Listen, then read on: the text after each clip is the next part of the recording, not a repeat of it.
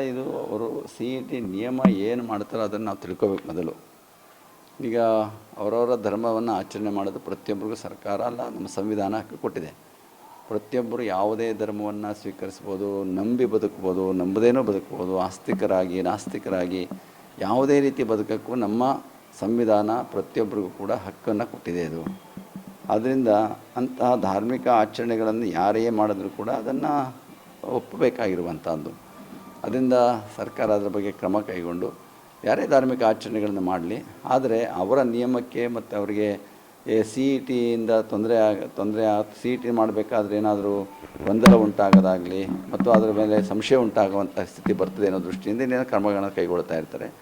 ಅದರಿಂದ ಅವುಗಳನ್ನು ಹೊರತುಪಡಿಸಿ ಇವತ್ತು ನೋಡಿ, ಈಗ ನೀವು ಹಂಗಂದರೆ ಒಂದು ಕೆಲಸ ಮಾಡ್ತಾರೆ, ಈಗ ನಾವು ಬುರ್ಕನೇ ಹಾಕ್ಕೊಂಬರ್ತೀವಿ ಅಂತಾರೆ, ಯಾರು ಬರ್ತಾರೆ ಅನ್ನೋದು ಗೊತ್ತಾಗೋದಿಲ್ಲ. ಇವ್ರು ಇನ್ನೊಂದು ಹಾಕ್ಕೊಂಬರ್ತೀವಿ ಅಂತಾರೆ, ಒಬ್ಬೊಬ್ಬರು ಒಂದೊಂದು ಹಾಕ್ಕೊಂಬಂದಾಗ ಅವ್ರಿಗೆ ಗೊಂದಲ ಜಾಸ್ತಿ ಆಗುತ್ತೆ. ಈಗ ಅಧಿಕಾರಿಗಳು ಹೆಂಗೆ ಮಾಡಬೇಕು ಅನ್ನೋದೇ ಅರ್ಥವಾಗೋದಿಲ್ಲ. ಈಗ ಯಾರಿಗೆ ಒಬ್ರಿಗೆ ಬಿಡಬೇಕಾ, ಒಬ್ಬರು ತೆಗೋಬೇಕಾ, ಇದು ಭಾಳ ಪರಿಸ್ಥಿತಿ ಹೇಗೆ ಅಂತ ಹೇಳೋದಕ್ಕೆ ಸಾಧ್ಯ ಆಗೋದಿಲ್ಲ. ಅದನ್ನು ಒಂದು ಕಮಿಟಿ ಮಾಡಿ, ಒಂದು ತಜ್ಞರ ಕಮಿಟಿಯನ್ನು ಮಾಡಿ ಹೇಗೆ ಇದ್ರ ಬಗ್ಗೆ ಒಂದು ಸೂಕ್ತ ಕ್ರಮ ಕೈಗೊಳ್ಳಬೇಕು ಅದನ್ನು ಸರ್ಕಾರ ನೇಮಿಸಿ ಅದನ್ನು ಕ್ರಮ ಕೈಗೊಳ್ಳಿ ಅಂತ ಹಾರೈಸ್ತೇನೆ. ಇದು ಅವರು ಸಿ ಇ ಟಿ ನಿಯಮ ಏನು ಮಾಡ್ತಾರೋ ಅದನ್ನು ನಾವು ತಿಳ್ಕೋಬೇಕು ಮೊದಲು. ಈಗ ಅವರವರ ಧರ್ಮವನ್ನು ಆಚರಣೆ ಮಾಡೋದು ಪ್ರತಿಯೊಬ್ಬರಿಗೂ ಸರ್ಕಾರ ಅಲ್ಲ, ನಮ್ಮ ಸಂವಿಧಾನ ಹಕ್ಕು ಕೊಟ್ಟಿದೆ. ಪ್ರತಿಯೊಬ್ಬರು ಯಾವುದೇ ಧರ್ಮವನ್ನು ಸ್ವೀಕರಿಸ್ಬೋದು, ನಂಬಿ ಬದುಕ್ಬೋದು, ನಂಬದೇನೋ ಬದುಕ್ಬೋದು, ಆಸ್ತಿಕರಾಗಿ ನಾಸ್ತಿಕರಾಗಿ ಯಾವುದೇ ರೀತಿ ಬದುಕಕ್ಕೂ ನಮ್ಮ ಸಂವಿಧಾನ ಪ್ರತಿಯೊಬ್ಬರಿಗೂ ಕೂಡ ಹಕ್ಕನ್ನು ಕೊಟ್ಟಿದೆ. ಇದು ಆದ್ದರಿಂದ ಅಂತಹ ಧಾರ್ಮಿಕ ಆಚರಣೆಗಳನ್ನು ಯಾರೇ ಮಾಡಿದ್ರೂ ಕೂಡ ಅದನ್ನು ಒಪ್ಪಬೇಕಾಗಿರುವಂಥದ್ದು.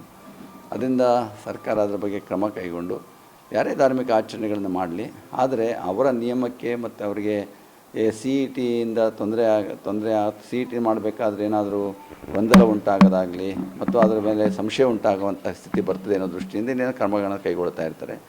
ಅದರಿಂದ ಅವುಗಳನ್ನು ಹೊರತುಪಡಿಸಿ ಇವತ್ತು ನೋಡಿ, ಈಗ ನೀವು ಹಂಗಂದರೆ ಒಂದು ಕೆಲಸ ಮಾಡ್ತಾರೆ, ಈಗ ನಾವು ಬುರ್ಕನೇ ಹಾಕ್ಕೊಂಬರ್ತೀವಿ ಅಂತಾರೆ, ಯಾರು ಬರ್ತಾರೆ ಅನ್ನೋದು ಗೊತ್ತಾಗೋದಿಲ್ಲ. ಇವ್ರು ಇನ್ನೊಂದು ಹಾಕ್ಕೊಂಬರ್ತೀವಿ ಅಂತಾರೆ, ಒಬ್ಬೊಬ್ಬರು ಒಂದೊಂದು ಹಾಕ್ಕೊಂಬಂದಾಗ ಅವ್ರಿಗೆ ಗೊಂದಲ ಜಾಸ್ತಿ ಆಗುತ್ತೆ.